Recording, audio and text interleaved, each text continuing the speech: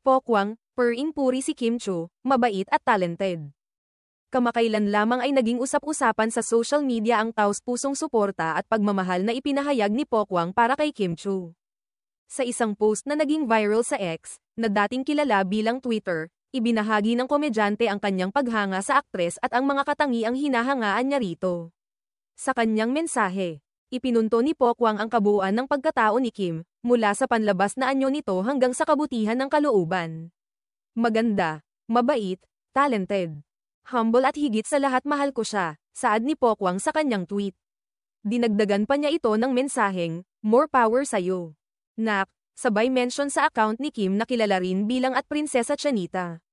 Ipinakita rin sa kanyang post ang isa sa mga tweet ni Kim, bilang suporta at pagpapakita ng pagkakakilanlan. Mabilis na kumalat ang post sa social media, at umani ito ng maraming positibong komento mula sa mga netizen at tagahanga ng dalawang personalidad. Maraming netizens ang natuwa sa ipinakitang malasakit ng isang batikang artista tulad ni Pokwang sa mas batang kasamahan sa industriya. Ayon pa sa ilan, bihira na raw sa showbiz ang ganitong uri ng suporta mula sa mga veterano, lalo pa kung walang kaugnayan sa proyekto o promosyon. Pinuri ng maraming tagahanga si Pokwang hindi lang dahil sa kanyang kabutihang loob kundi pati na rin sa pagiging bukas niya sa pagbibigay ng positibong enerhiya sa kapwa niya artista.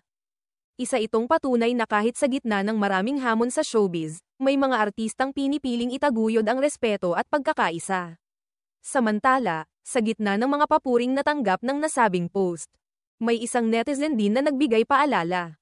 Ayon sa kanya, mas mainam kung hindi na lamang patulan ang anumang mga negatibong usapin na maaaring lumabas mula sa mga ganitong mensahe. Binigyang diin ng naturang ex-user na sa halip na mag-focus sa posibleng intriga, mas magandang ituon na lamang ang pansin sa mga positibong layunin ng mga artistang katulad ni Pokwang at Kim. Marami rin ang nagsabing magandang halimbawa si Pokwang ng pagiging isang tunay na ate sa industriya.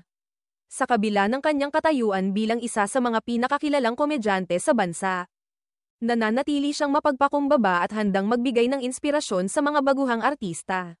Sa kabilang banda, si Kim Chiu naman ay kilala rin sa pagiging approachable at masayahin. Bagay na tila naging dahilan kung bakit marami ang nagmamahal sa kanya, kasama na nga si Pokwang. Ang ganitong mga palitan ng suporta ay nagpapaalala sa mga taga-subaybay na hindi kailangang puro kompetisyon ang umiiral sa showbiz.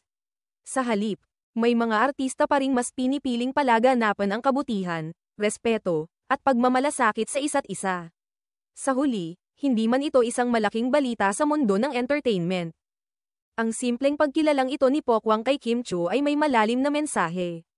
Isa itong paalala na sa panahon ng kabi-kabilang kontrobersya at intriga, ang pagkakaibigan, suporta, at malasakit ay nananatiling mahalagang bahagi ng mundo ng showbiz.